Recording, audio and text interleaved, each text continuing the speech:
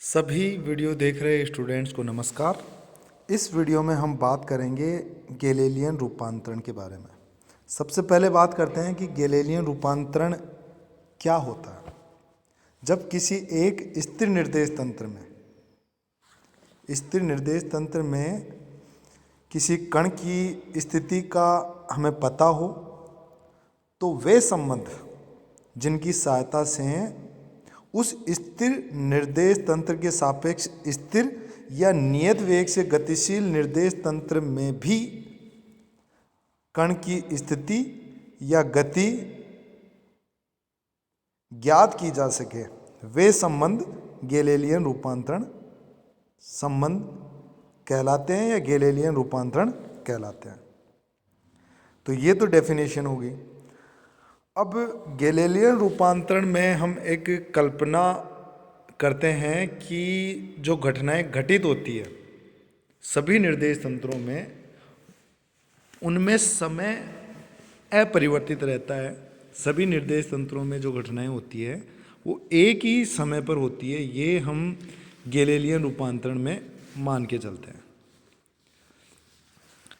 अब हम बात करते हैं नेक्स्ट, स्थिति का रूपांतरण गैलीलियन रूपांतरण में किस तरीके से होता है। इसके लिए यहाँ पे हमने दो निर्देश तंत्र कंसिडर किए हैं, एस और एस डैश, और हमने माना है कि जो एस डैश निर्देश तंत्र है वो प्रारंभ में t=0 समय पर एस निर्देश तंत्र के संपाती था और ये नियत वेग v से एस निर्देश तंत्र के सापेक्ष गति कर रहा है। तो t समय पर जो एस डैश निर्देश तंत्र है उसका स्थिति सदिश जो होगा एस निर्देश तंत्र के सापेक्ष वो होगा v वेक्टर मल्टीप्लाई में t। अब हम बिंदु P की बात करते हैं। उस बिंदु, ये जो P है यहाँ पे, उसका S निर्देश तंत्र में जो स्थिति सदिश है वो R वेक्टर है, और मान लेते हैं कि S डैश निर्देश तंत्र में ये जो बिंदु P है उसका सदिश स्थिति सदिश है वो R डैश वेक्टर है, और O के रेस्पेक्ट में O डैश का जो स्थिति सदिश है वो T समय बाद कितना हो जाएगा, V वेक्टर T हो जाएगा। इसकी बात हमने पिछले वीडियो में भी की है कि सदिशों की जो योग प्रमेय होती है उसके अकॉर्डिंग R वेक्टर किसके बराबर होगा, V वेक्टर T और R डैश वेक्टर के। तो R वेक्टर हमने लिख दिया V वेक्टर T प्लस में R डैश वेक्टर के बराबर, जिससे कि जो R डैश वेक्टर होगा, R डैश जो दूसरा निर्देश तंत्र है एस डैश निर्देश तंत्र, उसमें स्थिति सदिश है बिंदु P का। तो इस तरीके से हम स्थिति का रूपांतरण समीकरण निकाल सकते हैं।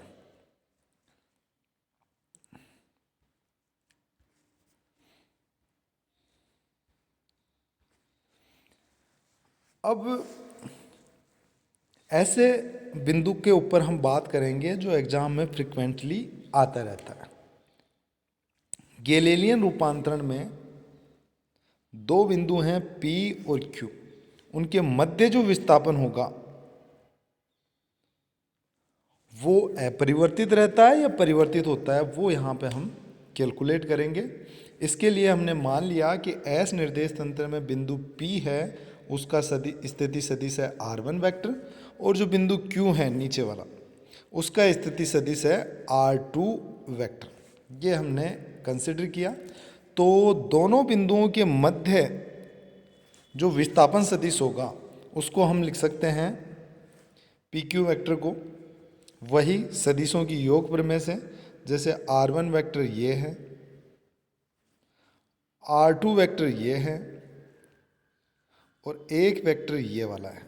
तो यहाँ पे क्या लिखेंगे हम, R2 जो वेक्टर है वो किसके बराबर होगा, R1 प्लस में ये जो वेक्टर है P से Q की तरफ जाने वाला उसके योग के बराबर होगा। तो PQ वेक्टर, तो PQ बराबर किसके हो जाएगा, R2 माइनस R1 वेक्टर के।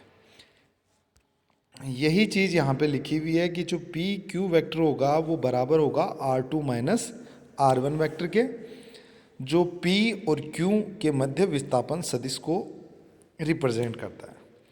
अब हम जो गैलीलियन रूपांतरण समीकरण है स्थिति का, उसको काम में लेके एस डैश निर्देश तंत्र में भी बिंदु P और Q के बीच में विस्थापन सदिश निकालेंगे। इसके लिए हमें चाहिए पहले कि जो एस डैश निर्देश तंत्र है उसमें P का स्थिति सदिश क्या होगा। तो यहाँ पे हमने मान लिया है कि P का जो स्थिति सदिश होगा वो R1 डैश वेक्टर होगा। कौन से निर्देश तंत्र में? एस डैश निर्देश तंत्र में। और स्थिति का जो रूपांतरण समीकरण होता है उसकी हेल्प से R1 डैश जो होगा वो एस निर्देश तंत्र में स्थिति सदिश माइनस में VT। इसी तरीके से Q बिंदु का जो स्थिति सदिश होगा एस डैश निर्देश तंत्र में वो होगा R2 माइनस में V वेक्टर T। तो R1 डैश और R2 डैश हमने कैलकुलेट कर लिया। अब हम एस डैश निर्देश तंत्र में विस्थापन सदिश निकालेंगे। विस्थापन सदिश इस ऊपर वाली इक्वेशन की तरह ही R2 डैश वेक्टर माइनस में R1 डैश वेक्टर होगा।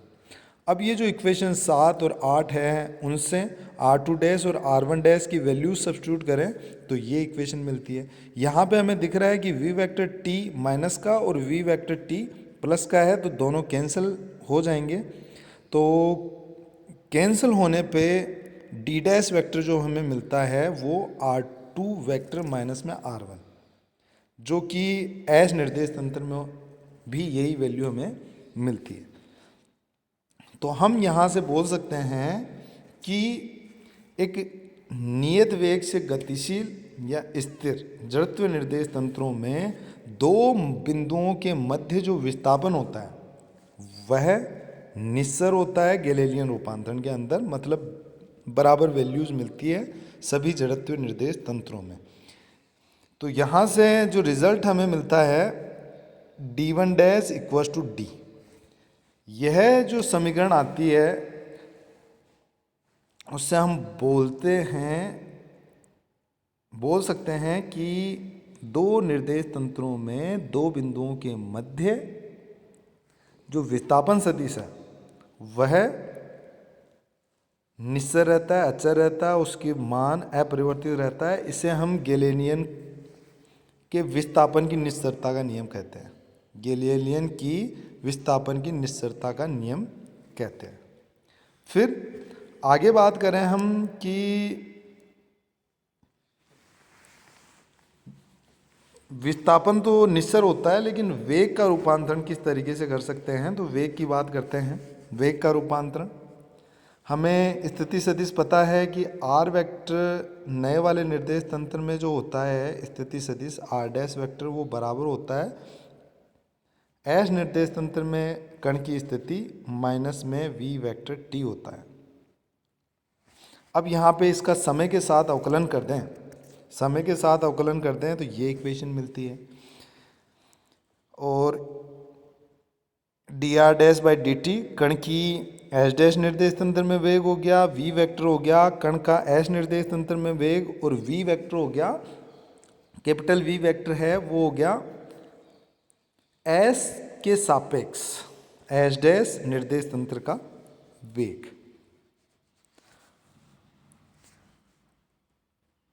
ये जो इक्वेशन आ गई, समीकरण आ गई, उसको हम बोलते हैं गैलीलियन का वेग रूपांतरण समीकरण। फिर बात करें त्वरण का रूपांतरण किस तरीके से होगा। तो जो इक्वेशन नंबर 10 है उसका फिर समय के साथ अवकलन करें तो कैपिटल V वेक्टर जो है वो कांस्टेंट वेक्टर है, तो इसका समय के साथ अवकलन करेंगे तो ये शून्य देगा, तो केवल फर्स्ट 2 टर्म्स ही बचेगी, लास्ट वाली 0 हो जाएगी। जिससे हमें क्या मिलता है कि कण का एस डैश निर्देश तंत्र में त्वरण और कण का एस निर्देश तंत्र में त्वरण है वो समान होते हैं। यह गैलीलियन के त्वरण का रूपांतरण समीकरण कहलाता है। जिससे हमें मिलता है कि त्वरण है वो सभी जड़त्व निर्देश तंत्रों में कण का जो होता है वो समान होता है, जिससे कि जो न्यूटन का प्रथम नियम है वो नियत रहता है गैलीलियन रूपांतरण के अंदर। तो इस तरीके से हम बात कर सकते हैं किस तरीके से वेग का रूपांतरण होता है। विस्थापन जो होता है दो बिंदुओं के मध्य विस्थापन सदिश वो निस्सर होता है गैलीलियन रूपांतरण के अंदर। वीडियो देखने के लिए धन्यवाद। जय हिंद, जय भारत।